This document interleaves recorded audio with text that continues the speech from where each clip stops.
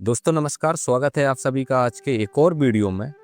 IIWBR Karnal यानी कि भारतीय गेहूं एवं जौ अनुसंधान संस्थान करनाल हरियाणा ने गेहूं के उच्चतम उत्पादन तक पहुंचने के लिए कुछ विशेष बातें हमको बताई हैं, यानी सभी किसानों के लिए जारी की गई हैं। अगर हम इनका ध्यान रखते हैं तो गेहूं का उच्च उत्पादन हम ले सकते हैं। तो क्या है वो बातें, उसी के बारे में हम इस वीडियो में चर्चा करने वाले हैं। वीडियो की जानकारी अच्छी लगे तो लाइक जरूर कर दें और इस चैनल को सब्सक्राइब करके ऑल नोटिफिकेशन भी जरूर ऑन कर लें, क्योंकि आने वाले समय में आपको ऐसी ही अच्छी जानकारियां इस चैनल पर मिलती रहेंगी।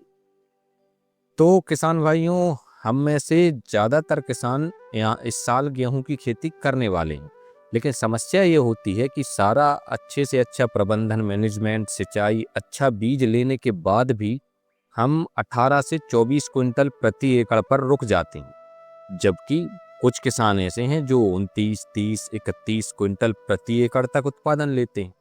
तो ये कैसे संभव होता है? उसके लिए IIWBR ने कुछ मुख्य पॉइंट बताए हैं। ये कुल मिलाकर 5 पॉइंट है, तो पांचों के बारे में हम चर्चा करने वाले हैं। एक एक पॉइंट को ध्यान से सुनिएगा और अपनी खेती में इसको आजमाइएगा, लागू जरूर कीजिएगा, तभी आप लाभ ले पाएंगे।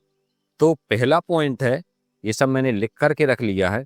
सबसे पहला पॉइंट है, अच्छी बीज की किस्म चुनें, आपके क्षेत्र के अनुसार, पानी के अनुसार और कितने दिन आपके पास हैं उसके अनुसार। दूसरा जो पॉइंट है, ये पहला पॉइंट है, बीज का मैंने अपनी तरफ से बताया। टेबुकोनाजोल 2% DS, इससे आपको बीज का बीज उपचार करना है। यानी कि जो टेबुकोनाजोल 2% DS करके प्रोडक्ट आता है, कोई भी कंपनी का आप ले सकते हैं, उससे आपको बीज उपचार करना है। स्क्रीन पर मैं एक प्रोडक्ट आपको दिखा रहा हूँ। इसकी जो मात्रा आपको लेनी है, 1 ग्राम पाउडर प्रति 1 किलो बीज, यानी कि 1 किलो बीज के लिए 1 ग्राम मात्रा लेनी है। यानी कि अगर आपके पास 100 किलो बीज है तो 100 ग्राम मात्रा आपको इसकी लेनी है। ये हो गया पहला पॉइंट। इस प्रोडक्ट से आपको बीज उपचार जरूर करना है। अब बात करें दूसरे पॉइंट की। दूसरा पॉइंट है बुआई का समय।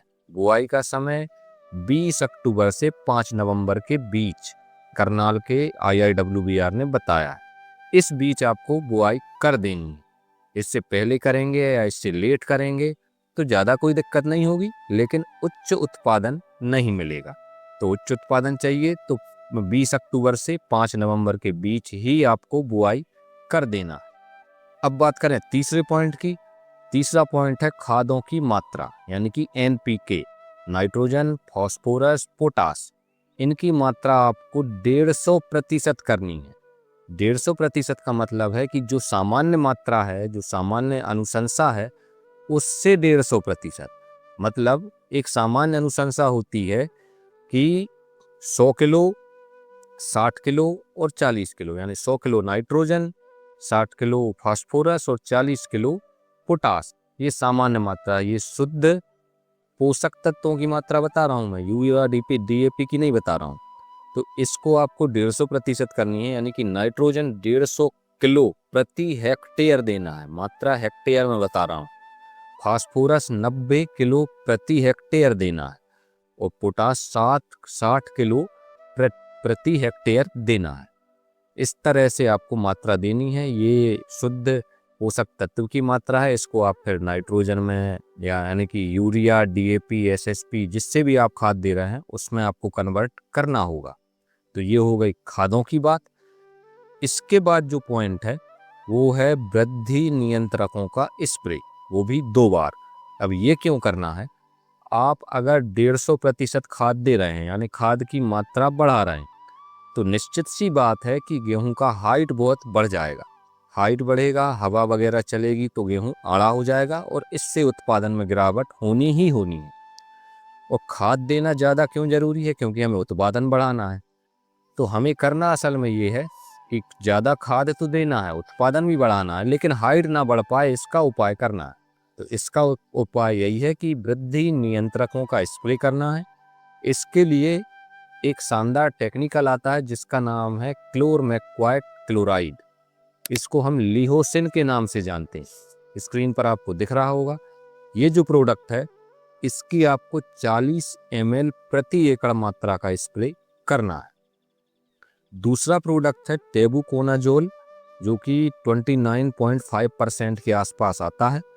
इसकी मात्रा लेनी है 250 ml प्रति एकड़, यानी कि लिहोसिन और टेबुकोनाजोल दोनों का आपको मिश्रण बनाना है और स्प्रे करना है। बस ध्यान ये रखना है कि लिहोसिन की मात्रा 400 ml प्रति एकड़ और टेबुकोनाजोल की 250 ml प्रति एकड़।